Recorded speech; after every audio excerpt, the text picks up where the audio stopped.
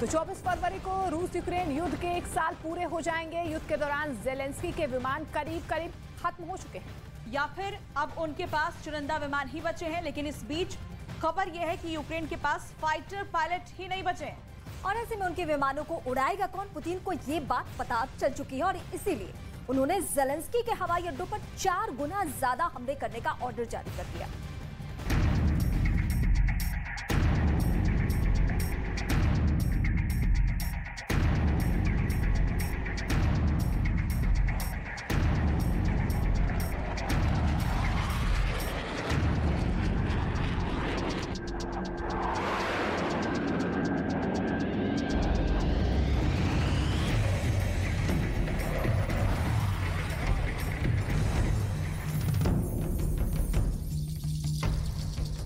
Zelensky को fighter jet मिल भी गए तो वो फाइटर पायलट कहां से लाएंगे? यूक्रेन के पास 4 तरह के फाइटर रहे हैं, MiG-29, सुखोई 24, सुखोई 25 और सुखोई 27। ये सभी सोवियत संघ के दौरान बनाए गए विमान हैं, जो या तो युद्ध में करीब करीब खत्म हो चुके हैं या अब चुनिंदा ही बचे हैं। इसलिए जेलेंस्की लगातार फाइटर जेट की मांग कर रहे हैं। सवाल है कि अगर जेलेंस्की को जहाज मिल भी गए तो उनको उड़ाएगा कौन? क्योंकि पुतिन के हमले में यूक्रेन की वायुसेना के बेहतरीन और अनुभवी पायलट भी मारे जा चुके हैं। अब उनके पास बहुत ही यंग यानी नए पायलट भी बचे हैं, जिनको ज्यादा अनुभव नहीं है। और अगर जेलेंस्की को नाटो से नए जहाज मिले भी तो वो पश्चिमी टेक्नोलॉजी वाले होंगे और उन पर जेलेंस्की के लिए ट्रेनिंग देना भी मुश्किल हो जाएगा। इसलिए जेलेंस्की के सामने यूक्रेन की एयर पावर को खड़ा करने के लिए 3 बड़े चैलेंज हैं। पहला, यूक्रेन को नाटो से लड़ाकू विमान मिलने चाहिए ताकि रूस को काउंटर कर सके। दूसरा, विमान उड़ाने के लिए फाइटर पायलट चाहिए, क्योंकि पायलट के बिना विमान किस काम का। तीसरा, पायलट को तैयार करने के लिए वक्त यानी उनको ट्रेनिंग देने के लिए कम से कम 6 महीने चाहिए। इसमें 3 महीने उड़ाने की ट्रेनिंग और अगले 3 महीने उसे उड़ाकर बमबारी या लड़ने की ट्रेनिंग शामिल है।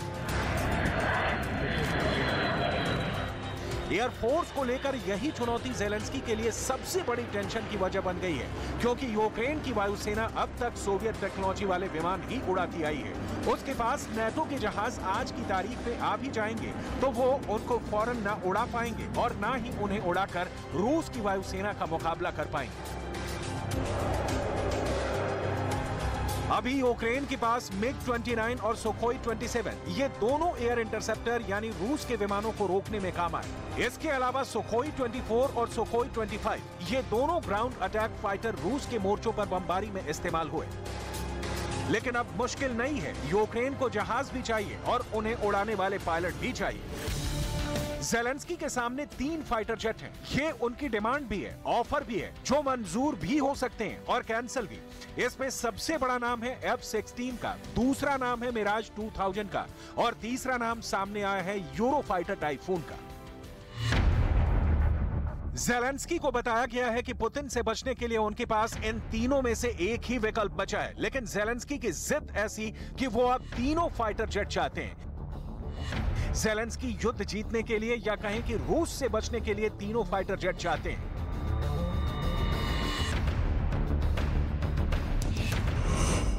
जेलेंस्की को F-16 भी चाहिए, जो अमेरिका का बेहतरीन लड़ाकू विमान है, लेकिन बाइडेन ने साफ साफ मना कर दिया है। जेलेंस्की को मिराज 2000 भी चाहिए, जो फ्रांस का मशहूर और कामयाब फाइटर जेट है, लेकिन इमैनुअल मैक्रो ने ना हाँ कहा है ना ही मना किया है।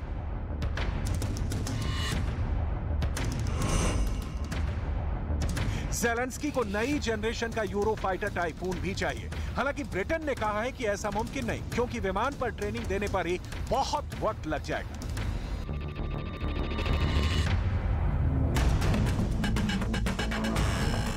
जेलेंस्की के सामने तीनों फाइटर के ऑप्शन तो हैं, लेकिन ये बात साफ है कि उनको ये जहाज मिलने की गारंटी बिल्कुल नहीं है। वो भी जानते हैं कि फाइटर जेट तो अब सिर्फ झुनझुने के तौर पर दिखाए जा रहे हैं, क्योंकि अमेरिका समेत नाटो के बड़े बड़े देश या तो इनकार करके बात आगे बढ़ा रहे हैं या तो बहुत हिचकते हुए कह रहे हैं कि जेलेंस्की को फाइटर जेट की बहुत ज्यादा जरूरत तो है, लेकिन इस युद्ध के लिए उन्हें ट्रेनिंग इतनी जल्दी कौन देगा।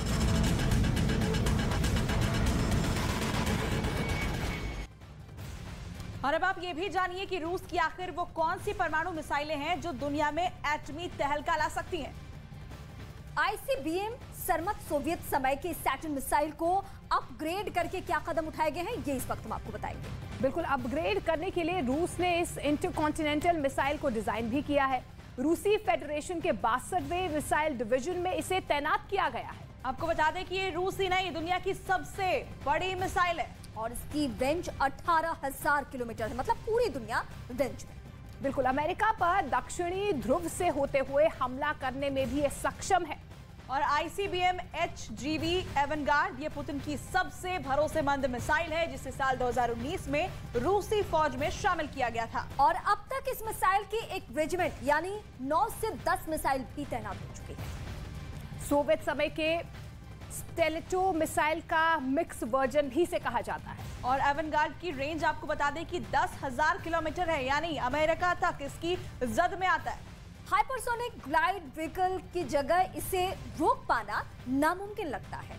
और इसके अलावा आपको बता दें कि वेरोवेस्निक स्काईफॉल पुतिन की इस मिसाइल का दुनिया में कोई भी सानी नहीं है। जी हाँ, अब तक दुनिया में जितनी खतरनाक क्रूज मिसाइलें हैं वो कम ऊंचाई पर समान गति से चलने के लिए टर्बोजेट या टर्बोफैन का इस्तेमाल करती है, जैसे अमेरिका की टॉमहॉक, रूस की कैलिबर और भारत की ब्रह्मोस मिसाइल। लेकिन व्योस्निक एक न्यूक्लियर पावर्ड क्रूज मिसाइल है। पुतिन के मुताबिक इस मिसाइल की रेंज असीमित है। जब तक अपने टारगेट को मार नहीं देती तब तक उड़ती रहेगी। और ये इसकी हम खासियत बता रहे थे। युद्ध के बीच यूक्रेन को मिराज देने की बात पर फ्रांस भले ही हामी भरता हो, लेकिन इमैनुअल मैक्रोन की बातों में हिचकिचाहट साफ नजर आती है। रूस यूक्रेन युद्ध की शुरुआत से ये बात साफ है कि नेटो चाहे जितनी पुतिन से दुश्मनी मोल ले, फ्रांस ये कभी नहीं चाहेगा कि वो पुतिन के गुस्से की चपेट में आए।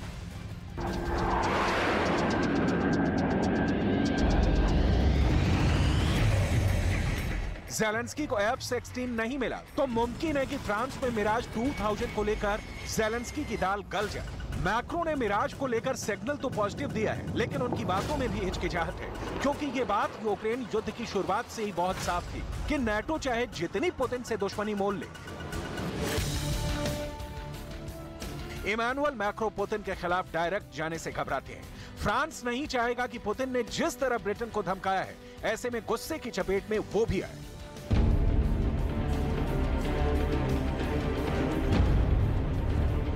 ज़ेलेंस्की की डिमांड देखते हुए 3 बातों में फ्रांस की नीयत साफ साफ झलक रही है। वो मिराज या किसी और तरह के फाइटर के लिए बहुत बच बचाकर कदम उठाना चाहता है। पहली ये कि यूक्रेन की तरफ से अभी कोई आधिकारिक तौर पर लड़ाकू विमानों की मांग नहीं की गई है। दूसरी बात ये कि विमानों का इस्तेमाल रूस के खिलाफ नहीं होगा और यूक्रेन उनसे सिर्फ अपनी हिफाजत करेगा। और तीसरी बात ये कि यूक्रेन को विमान देने से खुद फ्रांस के पास हथियारों की कमी नहीं होनी चाहिए। मिराज 2000 फाइटर्स को लेकर फ्रांस की फिक्र अपनी जगह और रूस के फाइटर जेट्स के बढ़ते हमलों को लेकर ज़ेलेंस्की की टेंशन अपनी जगह है, क्योंकि अब तो रूस के साथ बेलारूस की तरफ से भी एयर अटैक का खतरा है। रूस और बेलारूस की वायुसेनाएं एक साथ अभ्यास कर रही हैं और यूक्रेन में पुतिन के स्पेशल ऑपरेशन के दौरान दोनों देश और करीब आ गए हैं। पुतिन अब अपने फाइटर जेट्स बेलारूस में भी तैनात रखना चाहते हैं ताकि यूक्रेन पर उत्तर की तरफ से भी पूरा दबाव बनाए रखा जाए।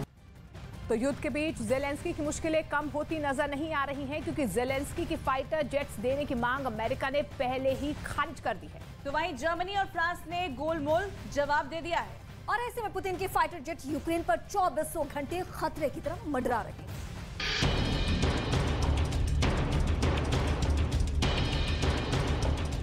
रूस की एयर पावर को रोकने के लिए आपको एक बार फिर दिखाते हैं ज़ेलेंस्की के विकल्प।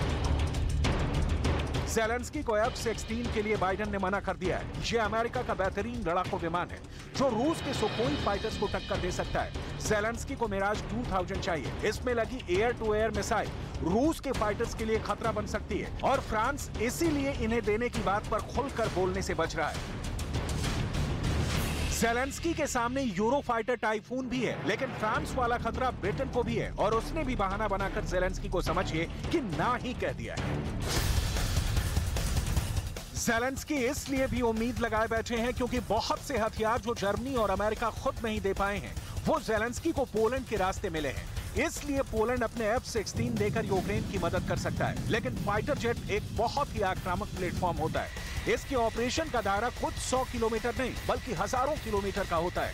ऐसे में डर यही है कि अगर पोलैंड के रास्ते भी ज़ेलेंस्की को फाइटर जेट्स मिल गए तो वो उससे रूस के अंदर तक हमला करने से बाज नहीं आएंगे। ऐसा इसलिए कहा जा रहा है क्योंकि रूस के 2 मिलिट्री बेस और रिफाइनरी पर पहले भी यूक्रेन की तरफ से हमले किए गए हैं। ऐसा दावा पुतिन की फौज कर चुकी है।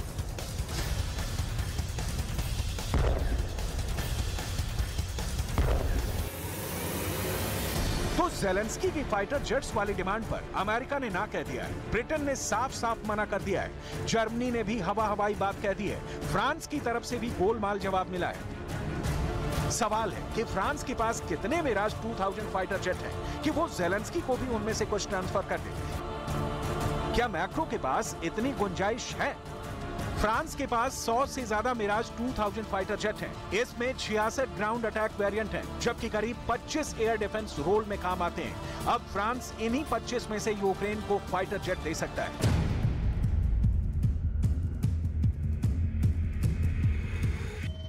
क्योंकि यही ज़ेलेंस्की की जरूरत है और ग्राउंड अटैक वाले जहाज देने का मतलब होगा कि वो रूस के ठिकानों पर भी बमबारी करेंगे, जबकि एयर डिफेंस फाइटर सिर्फ रूस के विमानों को काबू करने में काम आएंगे। देखा जाए तो नाटो क्या, ज़ेलेंस्की भी क्या करेंगे? अगर वो हथियार नहीं मांगेंगे तो उनके सामने रूस के फाइटर जेट हैं जो आए दिन यूक्रेन पर बम बरसा रहे हैं। ज़ेलेंस्की इसी खतरे को खत्म करना चाहते हैं। इनमें चाहे पुतिन के फाइटर जेट हो या फिर पुतिन के अटैक हेलीकॉप्टर, रूस की एयर पावर 24 घंटे यूक्रेन पर खतरे की तरह मंडरा रही है। यही ताकत है जिसे दिखाकर पुतिन बार बार कह रहे हैं कि यूक्रेन को हथियार डालने पड़ेंगे, क्योंकि इससे कम में वो मानने वाले नहीं है।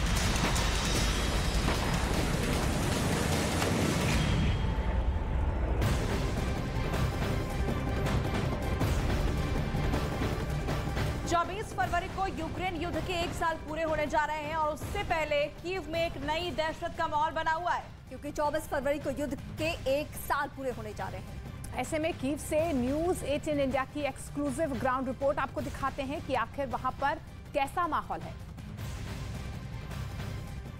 चारों ओर तैयारी है क्योंकि युद्ध है, युद्ध चल रहा है। देखिए टैंकों के लिए, टैंकों को रोकने के लिए यहाँ पर बैरियर हैं, यहाँ पे इसी मैदान में मौजूद। साथ में लोगों की तैयारी है, सिपाहियों को पहरा रहता है। यहाँ पर भय है कि रूस एक दफ़ा फिर कोशिश करेगा कीव शहर में आने के लिए। पिछले साल 24 फरवरी के बाद रूस की फ़ौज लगभग कीव के दरवाजे तक पहुँच चुकी थी। उसके बाद यूक्रेनियन ने उनको मुकाबला किया और उनको वहाँ से वापस भेजा। लेकिन इस दफ़ा ये खबरें मिलती हैं कि रूस ज़्यादा तैयारी करके निकल रहा है। एक स्प्रिंग ऑफेंसिव की बात चलती है और लोग पूरी तैयारी में हैं। लोग यहाँ पर जो है कहते हैं कि हमें बिल्कुल भय नहीं है। खैर ये तो कहना आसान है, मानना मुश्किल है कि युद्ध चल रहा हो और किसी को भय ना हो। किसी वक्त सायरन बज सकता है, किसी वक्त गोले बरस सकते हैं। यहाँ पर कीव में किसी भी घर में, किसी भी जगह, कोई जगह सुरक्षित नहीं है। सारा मुल्क जो है, सारा देश एक वॉर जोन बना हुआ है।